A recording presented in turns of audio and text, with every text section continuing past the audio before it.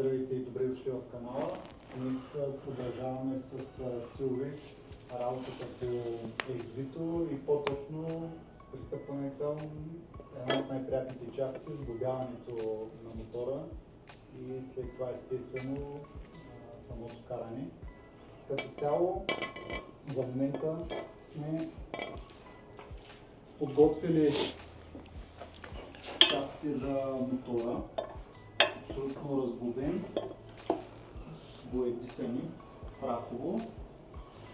Също сега се нарежда чарковите, които ще му трябват за сглобяването по рамката и днес пак според времето, с което разполагаме, то не е много, ще видим докъде ще можем да стигнем с сглобяването. Смятаме, че най-основните компоненти, които са тук, самата рамка, шарнира, до джантите не знам дали ще стигнем до сглобяването. Предницата също има вероятност да можем да сложим, да придобиете представа как ще изглежда като цяло мотора. Смятаме, че ще можем да направим и да го свършим като работа за днес, но всичко предстои да се случва и по-интересното е и по-бавното, което всъщност ще забави процеса, е, че след като всичко вече е боядисано, трябва да се пипа по-внимателно, за да не нараним вече боядисаните части. Така че започваме с работата и ще видим докъде ще стигнем. Първо, преди да бъдат монтирани, т.е. да бъдат захванати отново различните части от рамката, като цяло, болтовете биват намазани, т.е. какво е с нищо, като то не е гресъм, някаква... Лепил. Лепил, да. То си е специално за болтове, за ръзби. За болтове, да. Осигурител се казва. Осигурител, така наречени. Добре. Сега започваме реално от задната част. От задната част, да. Okay.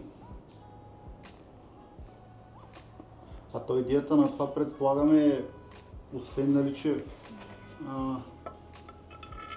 осигурява самите болтове и за бъдеще, ако се наложи някакво разглобяване, също нали, бъдейки минато с него, по-лесно предполагам би трябвало да се развият после, ако се наложи. По-скоро по-трудно. По-скоро по-трудно. Той е като лепило между двете резби и затяга самата резба. Ясно. Значи дано не се налага да го разглавим. Не, то не е проблем. В смисъл няма как да скъсаш болт или нещо да стане. Просто ще е една идея по-тегъл. Okay.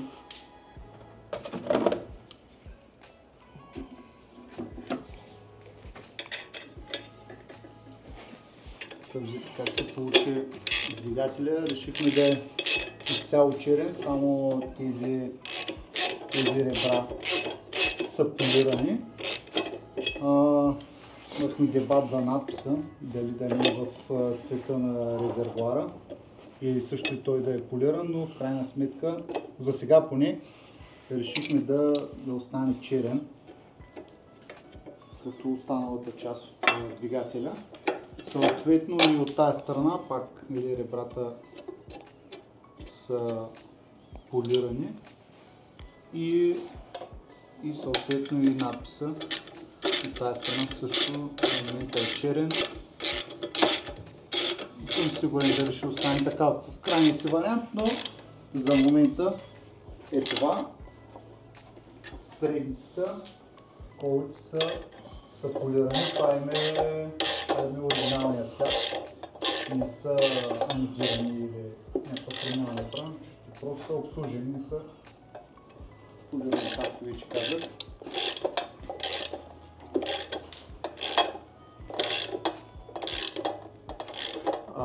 Гледал съм при по-новите мотори, като правят някакви ремонти, като разглабят нещо по тях.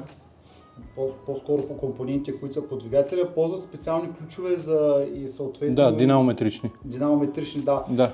Защото там всичко трябва да е стигнато по конкретните параметри. Точно така. При по-старите мотори... Пак е така. Пак е така. Да, всеки един болт според дебелината на самия болт се натяга по съвсем различен начин. Ясно. На определени нютони. А ние всъщност също по този начин ли го правим? Да. В момента само по-скоро... В момента само прикрепяме нещата, колкото да сложим рамката и след това се... Да, точно така. Ясно. А това сега в момента, което монтираш, са някакви странични стойки? Степенките. Тук се слагат степенките, обаче за да закачим задната част от рамката, трябва първо да сложим тези, защото болтовете минават през тях. Ясно. То тия са най-дългите болтове, които понеже минават през цялата това. Да, и ето това е отдолу минава през цяло.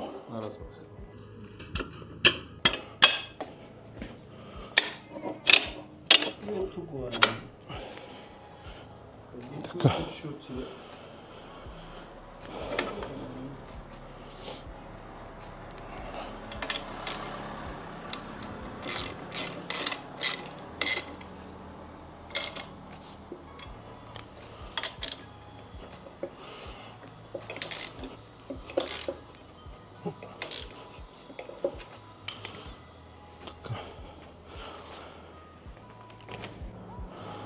Може да слагаме вече рамката. Да. Добре. Сега реално следва рамката. Да. Цялото. И съм готов да сядам.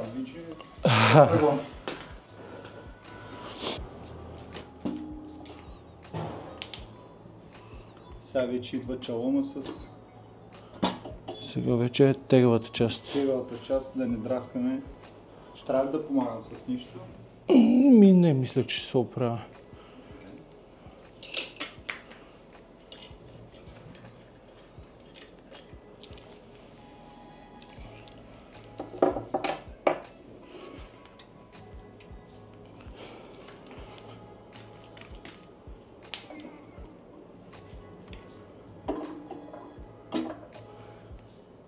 Отзад не сме ги махнали. Да, мисля, че... Нищо, ще сложа първо тези предните болтове.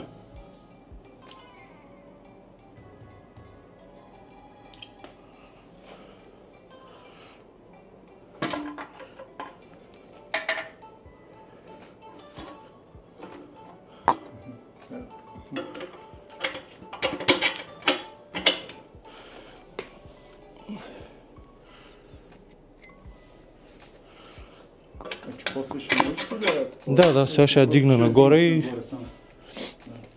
Също беше дебат. Имахме относно самите болтове и тези по-малките тук, които са. Дали да бъдат също черни или да ги оставим просто полирани.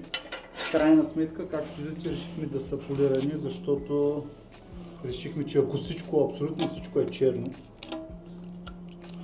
ще стане прекалено затворно, а по този начин се придобива някаква идея за обема на двигателя и има някакви малки детайли, а то другото като детайли са самите степенки, скоростния лост и лостовата в смисъл лостовата система за спирачката и за скоростите. Те също ще бъдат...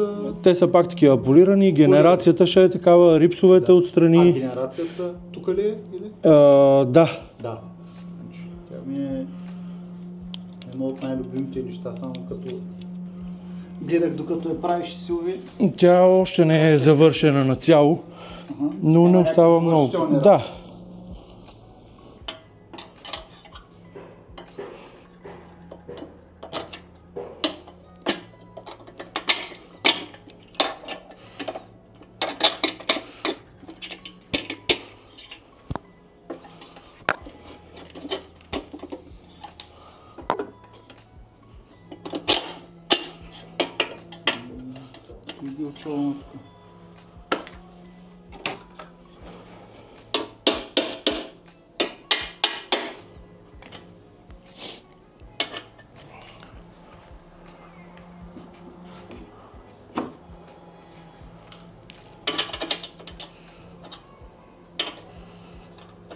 Съвсем леко да ги завъртя, защото самата планка е контра на гайките. Ясно, да, там ще да питам за нея каква е идеята, но да, абсолютно.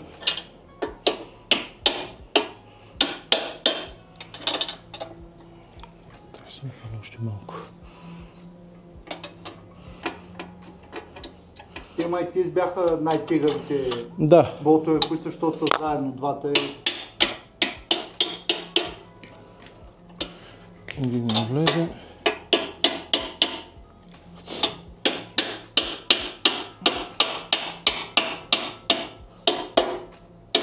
Ето го е токен.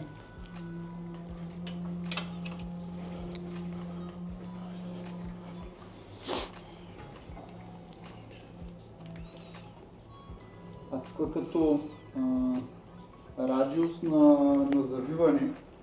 Да, това отпред е оправено за ограничителя на... Да.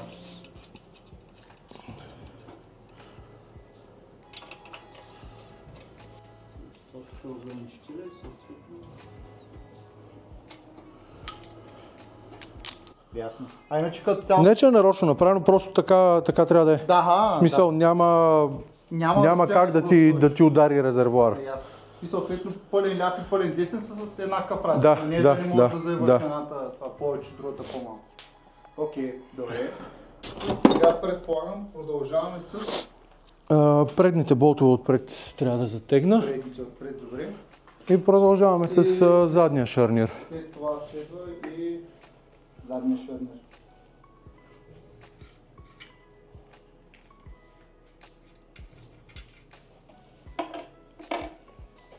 Взем да го сгубим целия ниска.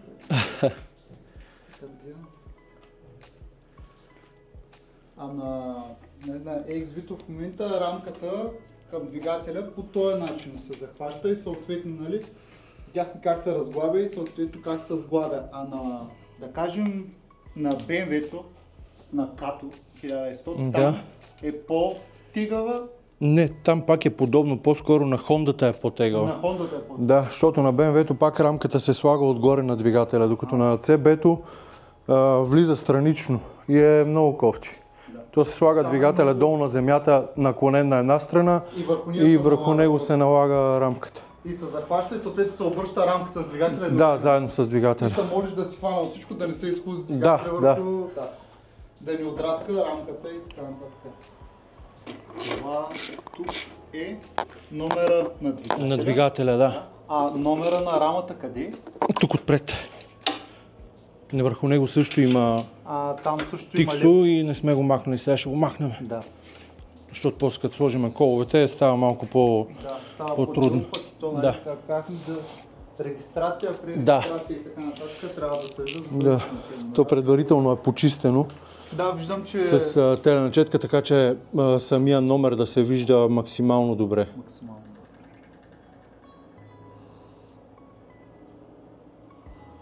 Перфектно. Той ще каже, сега изляза от завода. Той коя година беше това XV? 86-та мисля, че е или 4-та нещо от рода. Това преди да оправим всичко като хората, отгоре ще го пръснем с лак, за да не ръждясва. Ясно. А тук, където е горния трипътник, за километража, понеже той ще стои тук отпред, отдолу ще има планка. Отдолу има една планка, върху която се монтира самия...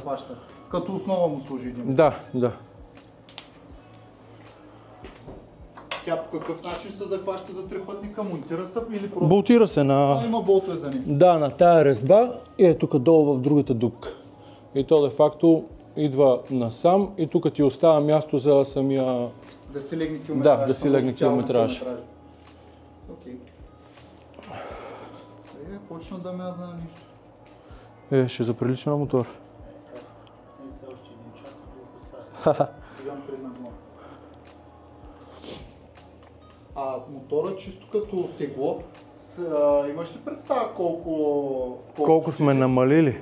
Колко сме намалили, да, и колко би трябвало да тежи? Нещо ориентировачно? Нещо около 160 кг ще. Да, 160-170. Махнали сме, да кажем, от стоковия вид около 25 кг. Ясно. И реално какво друго сме сложили много, нищо. Таза допълнително и генерацията, нали? Да, но оригиналната генерация тежи повече. Тазовете са алуминиеви, тъй че... Като се напред, че BMW-то е 202 на кантар, Хондата е 190 и нещо. А той следващия проект, който предстои да ви покажем и да проследим блюда, колко тежи този мотор? Честно казано ще излъжа.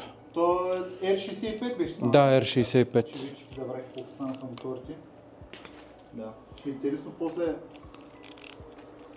като го сгубим, да му дойде реда за теглянето колко килограма. Аз съм илюзия че е много тежък. Той изглежда обемен. Самият двигател изглежда много обемен. Боксер двигателя са бъдали. Да. Той, който е издаден така настрани. Никога не съм карал такъв мотор, ще ми е много интересно. Ако не си карал, ще е наистина малко странно, защото не самите вибрации, а примерно на място, като му подадеш газ и леко те накланя в страни, да. Това съм го гледал. Ще е интересно. Този е с 2 цилиндъра? Да. 2. X-Vito, този също е с 2. И той е с 2. Разположението на цилиндрите е различно. До сега не съм карал V-образен, нали? Той е реално V-образен, да. Защото Хондата и BMW-то не са по този начин и също ми казват, че има разлика. Усеща се по друг начин, просто... За каране по-скоро не е смисъл, самото разпределение на тежестта на мотора е различно. На BMW-то, примерно, защото двигател е ниско-долу. Да, той е с много нисък център. Но това на тези пак се променя, защото като сложим обърнатата предница и направим друг ъгъл на самия мотор, целият мотор пада по-надолу и пак му става по-нисък център.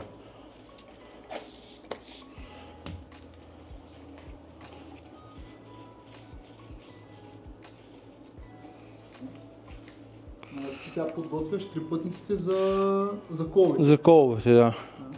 То пак отвътре има някакво тиксо. Да, тиксо. Да не влиза боя, защото после няма ни влезне кола. Има ли някакъв вариант да се надраска, докато го монтираме? Да. По принцип да, но... Той по някакъв начин... Трябва да внимаваме. Да, с нещо намазва ли се, минава ли се с нещо? Самия кол ли? Не. Едни разширители се слагат тук на самата скоба, дето е на трипътника, да ти влезне по-лесно. Ще интересно сега да видим, ще успеем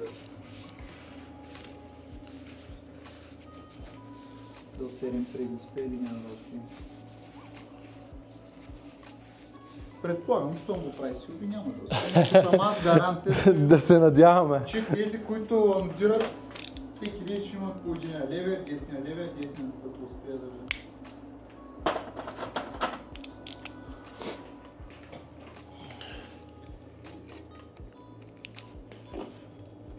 Има ръбчета останали от боята. Тъй като е прахова, е много по-здрава и те може да надерат коловете. Да.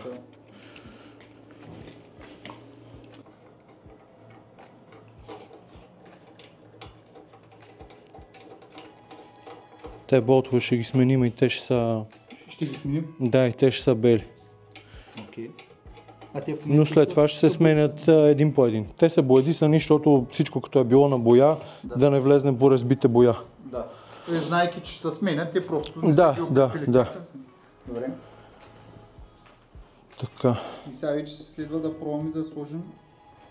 Сега ги слагаме направо. Добре. Ляв десен има ли значение? Да, има. Значението е долу за апаратите. Ще трябва да го отворим малко. Даже те направо ще ги махна. Ти после предполагам, като го сложиш, като го наместиш с този ще го... Да, само отгоре стягаме и после отдолу. Смисъл, за да ми го задържи просто. Да не се бавиме. Скоечките се замъчат, тя да ги поставя.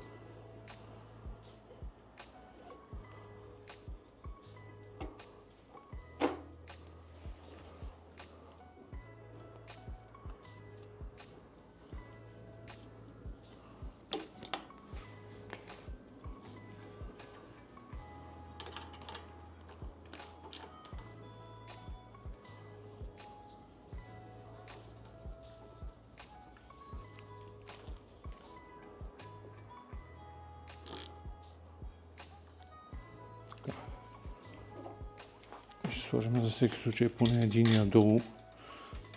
Така или иначе после ще ги сменяме. Да. И то после само развиваш, не? Да, развиваш и слагаш другия. И стягаш там вече. Да.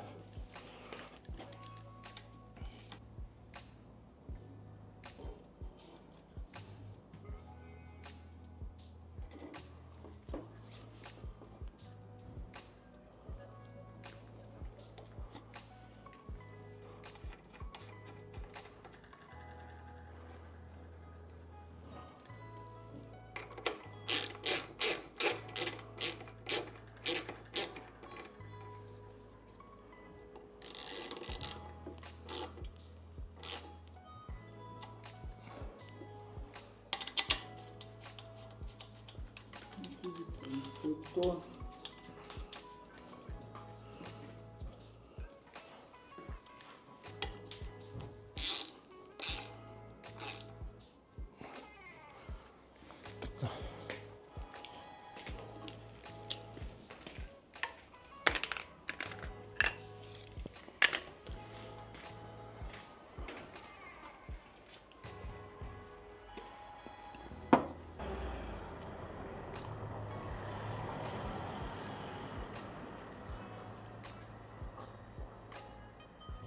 Сега продължаваме с Задния шарнир. Шарнира. Това е маншона, който е към тая стоя. Да, не, тук долу. Да, ключи кардан. към кардан. Как мотор ще, ако няма поне една-две забележки? Било всичко да е перфектно.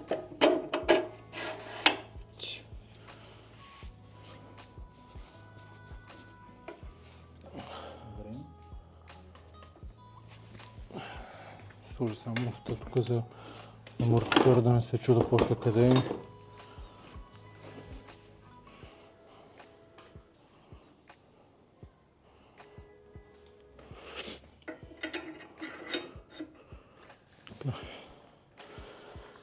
Готови сме с шарнира. Добре, задната част вече е готова. Реално по нея остана седалката, амортисьора и джантата. И кардана. Да, кардана и диференциал. Добре.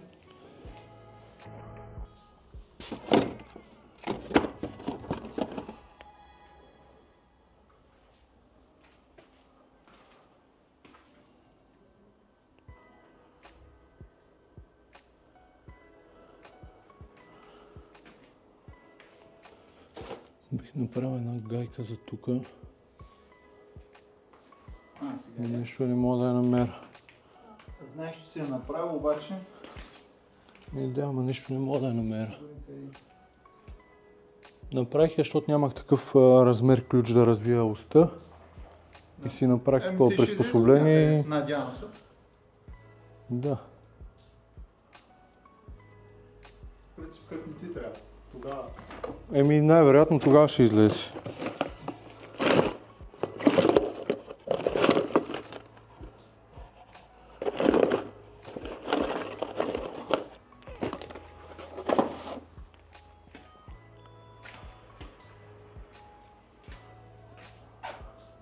Вариант викаш да се изгубил някъде да се... Не, то не е кой знае какво смисъл. То е просто една гайка за този болта. Главата на болта влиза вътре. И тук в уста. И гайката като я натегнеш да мога да си я завиваш. Ще пробвам така леко. Да.